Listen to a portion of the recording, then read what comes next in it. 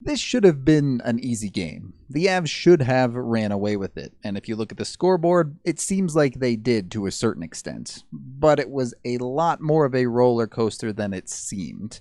It could have easily gone the other way, but the Avs got the lead early, and at the end of the day, they never relinquished it. Avs win over the Washington Capitals 6-3 to move to 5-0.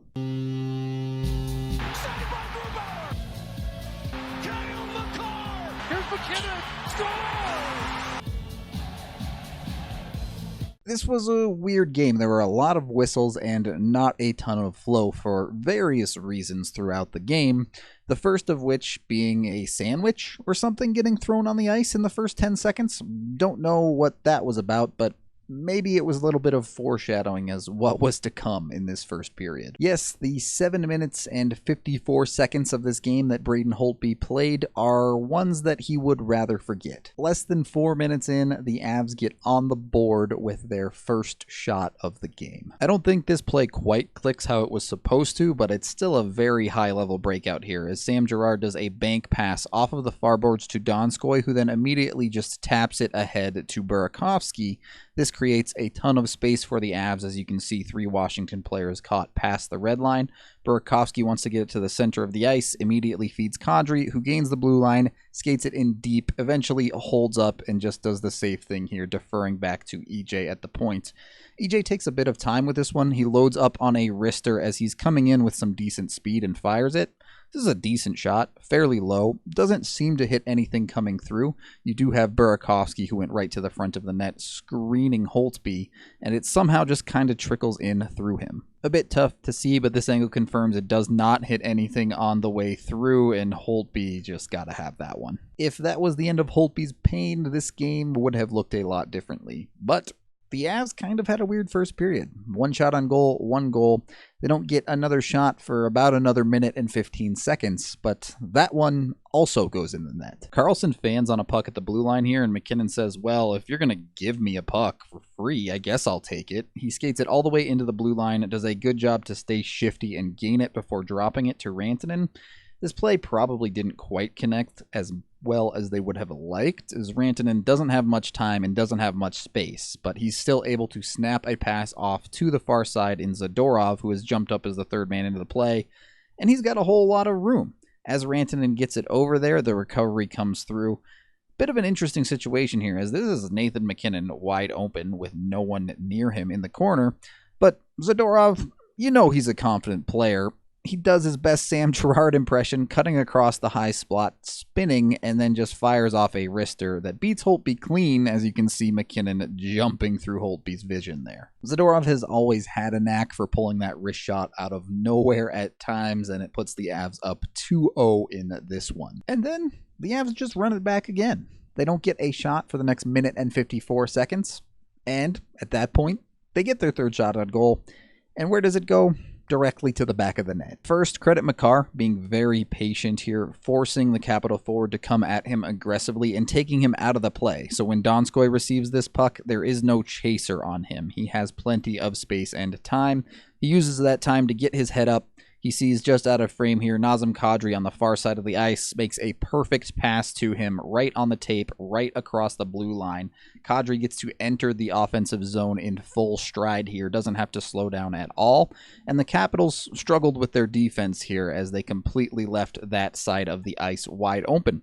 So Kadri takes full advantage, walks in all the way down to the face-off dot, loads up, puts on a perfect shot. Full credit to Kadri here. It is a fantastic shot. And Holtby just gets caught a little bit out of position, too far to his own right. Kadri, yeah, he makes it count. That would be the end of Holtby's night, officially exiting the contest with a 0 save percentage, giving up 3 goals on 3 shots. Yikes. Cale Makar extends his point streak to all 5 games of the regular season so far. Kadri gets another one on the board, and the Avs are clicking. Samsonov comes in for Washington, but, you know, the Avs figure, why stop there? A bit later, they get a power play. You guessed it, they haven't had another shot on goal yet, so when it does come through, it goes in. A broken play here for the Avs. McKinnon tries the seam pass to Rantanen, but it gets deflected. Rantanen does a good job to control this in the corner and keep the Avs going as he kicks it around to McKinnon on the far side. Nice little play here. McKinnon maybe could have realized that a little bit earlier, but he does eventually get it to Kadri in the middle. This appears to go on net and probably should have been a shot on goal, but for whatever reason, it didn't count as one. Either way, a nice play that doesn't quite connect. It kicks back out. Landeskog is able to jump on it and get his stick on it.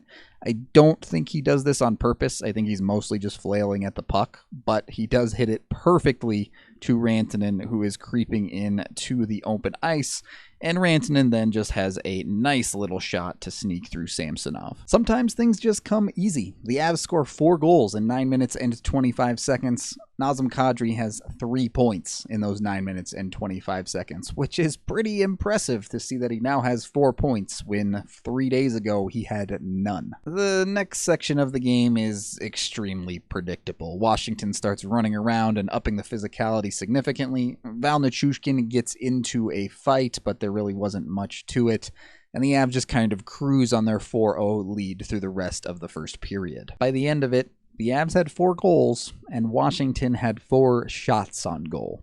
Not too shabby. This clip of Tom Wilson hitting Dmitry Orlov pretty much sums up that period for the Capitals. The second period started much the same way the first period ended. Washington had picked it up a little bit and was being a bit more aggressive offensively while keeping up that physicality, and the Avs were kicking it into complete cruise control at this point, to the level that they were even getting a little bit lazy, if we're being honest. Rantanen would end this game with a 3-point night and now leads the Avs in points, but here in the second period, he made one pretty big mistake. A neat little kick play by Ovi to keep this bouncing puck in the zone. It comes right up to the half wall where Rantanen collects it, has plenty of time, has plenty of support, could even just throw it back in behind his own net here with no danger. Instead, he holds it a little bit too long and tries to make a breakout pass up the ice, which gets read by Ovechkin all the way, picked clean off, and right to Lars Eller deep in the zone. Now it's a breakaway on Grubauer. Grub's in trouble here. He goes for his poke check, which just whiffs entirely, and Washington is on the board. A really sloppy play. Not something you ever want to see, but in a 4-0 game where you're still up by 3 after that goal, it's not one you worry about too much, especially when the Avs immediately respond with a very strong shift from the top line, and everything looks to be continuing on as an easy win for the Avs. The problem is, after about 2 or 3 minutes, the Avs fall right back into that cruise control, right back into those lazy habits, the exact opposite of putting your foot on the throat when you have a lead. This is how you let teams back into games, and that's exactly what happens. Washington dominates the period, outshooting the Avs 16-7, and when you get that many opportunities, eventually a miscommunication happens defensively, and all of a sudden it's a 2-goal game. Alright, look at this play. This is a 4-on-1. There should be no issues with managing the defense here, but as the puck gets in deep with Kuznetsov, Zadorov stays man-to-man here, steps up and sticks with the puck.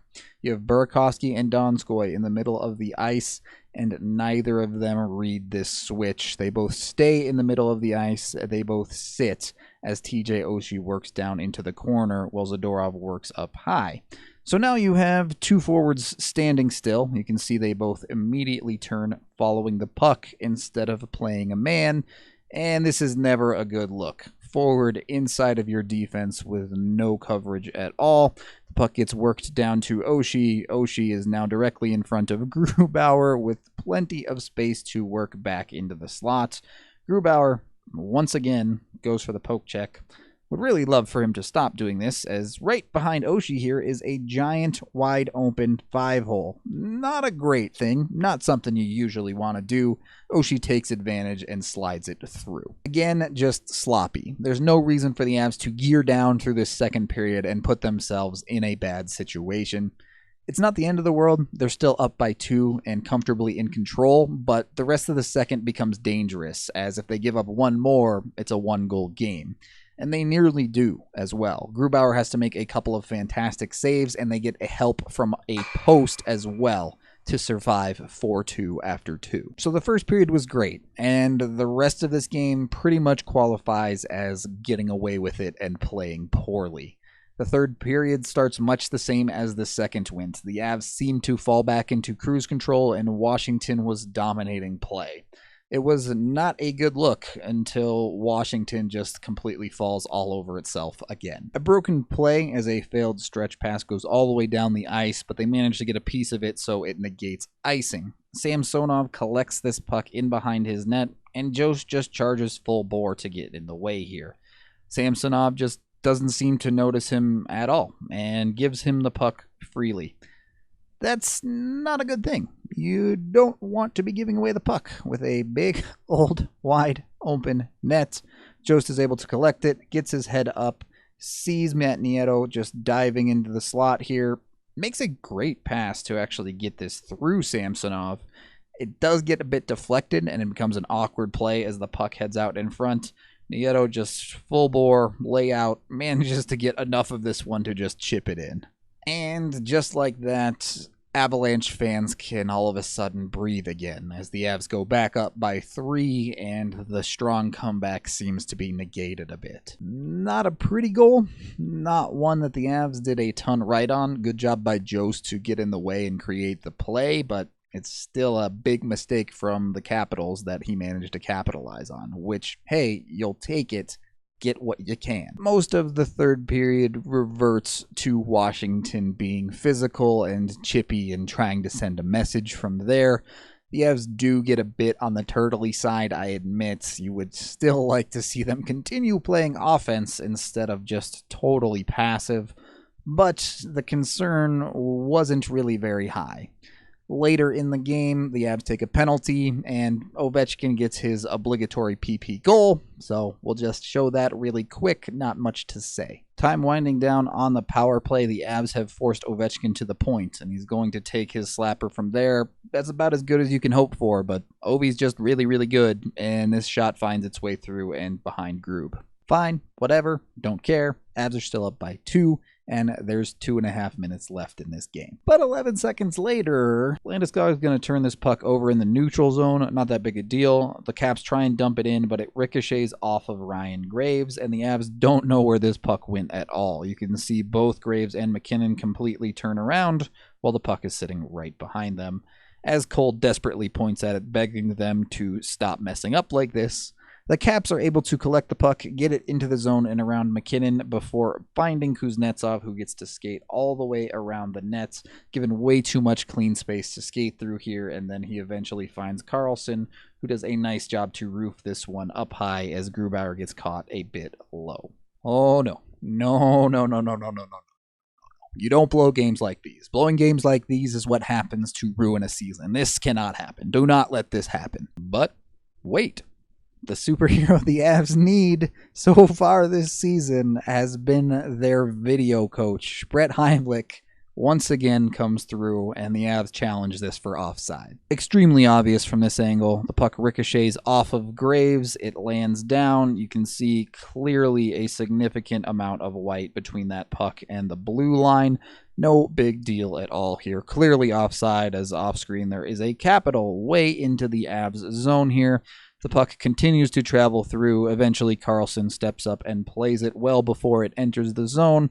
So, without a doubt, this puck ends up being offside. Grubauer's out here looking like Orange Cassidy, not wanting to exert any extra effort. He just knows it's offside and says, sure, let him score. It won't count. Yet again, the Avs fan base gets to breathe a sigh of relief, and this time it sticks around as McKinnon eventually goes on to put in the empty netter and give us the 6-3 final. The first period was the Avs A game. This team is absolutely lethal offensively. They can drop 4 goals on anyone at any time. The rest of the game was a team that kind of took the night off. And on the one hand, hey, get rest where you can.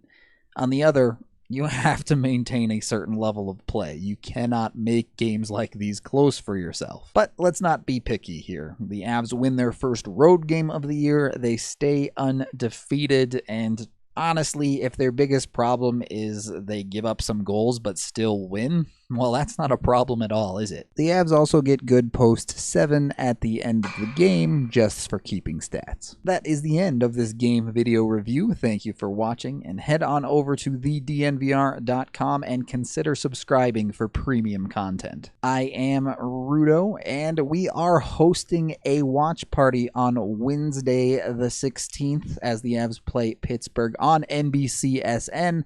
Highly recommend everyone come out and watch the game with us. It's gonna be a great time. Avalanche time, come on, grab your friends. We're going to the playoffs again with Nate.